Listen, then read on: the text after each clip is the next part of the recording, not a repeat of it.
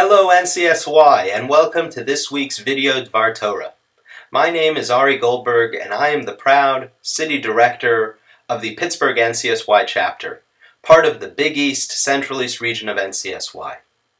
This time of year that we find ourselves in is an interesting one, where in addition to the opportunity that I have to grow my beard in solidarity to the Pittsburgh Penguins as they make their way through the NHL playoffs in pursuit of the Stanley Cup, we also, as Jews, have the practice of not shaving during this time of year because it is known as the Omer.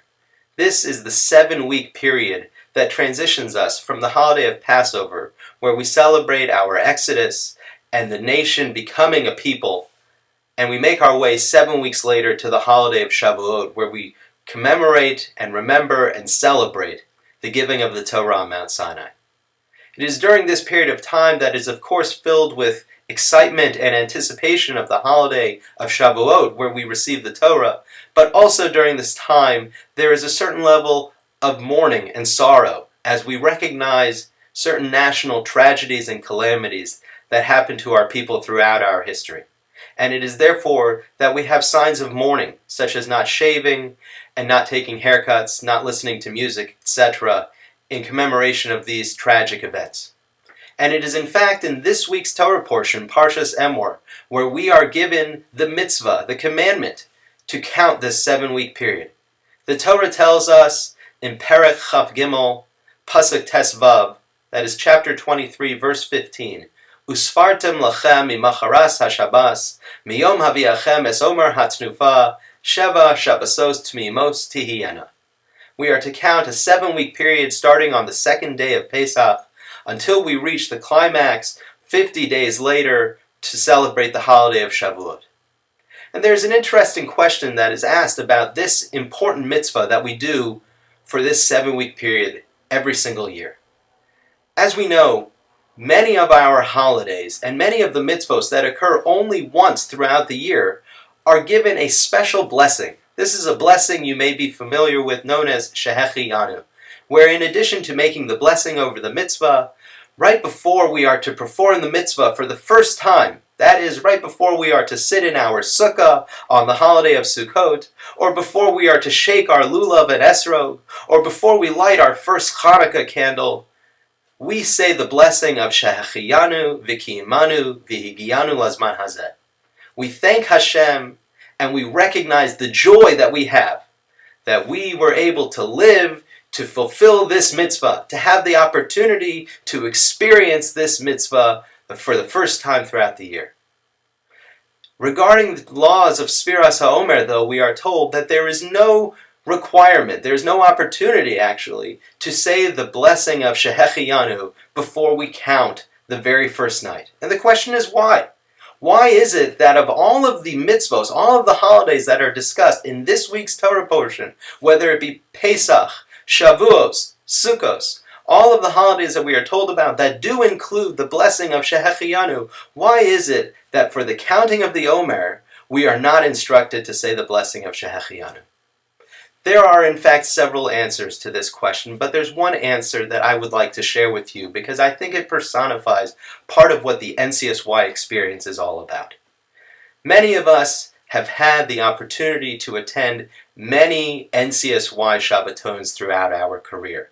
And as we know, there is a progression when you start with your kickoff event at the end of the summer and you make your way through Fall Shabbaton and Winter Shabbaton, and maybe there's a Yarchei Kala in there. And then finally, as the year is coming to a close, with great excitement and anticipation, we make our way towards the Spring Regional Convention, where many of us have experienced spring regional banquets where we receive rewards, and everybody is celebrated for their accomplishments in NCSY.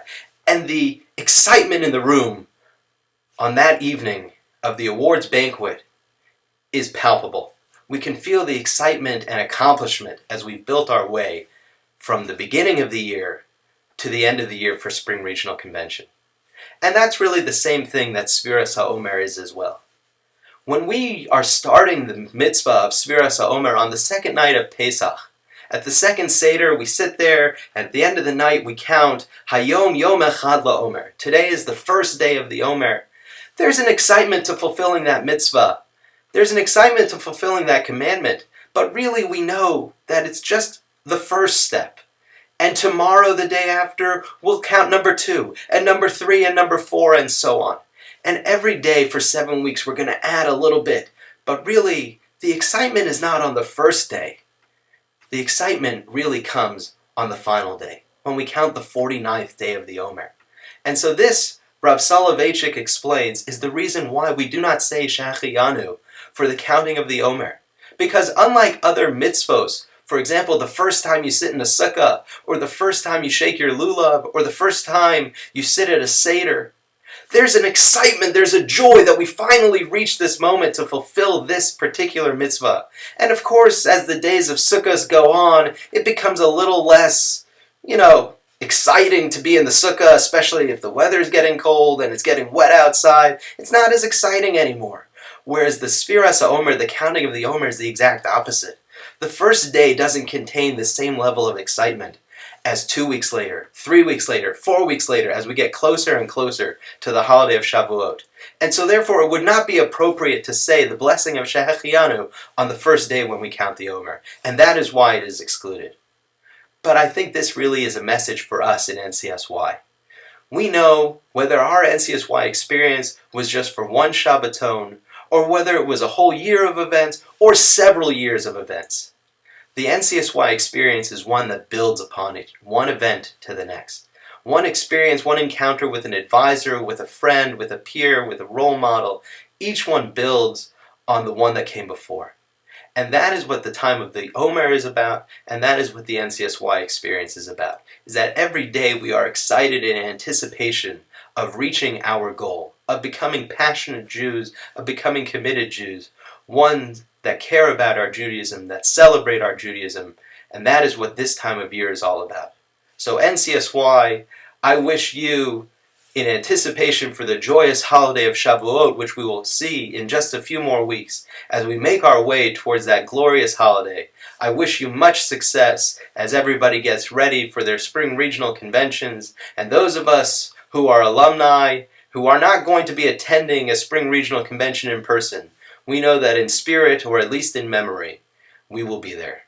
Have a wonderful Shabbos, and have a great holiday of Shavuot. Be well.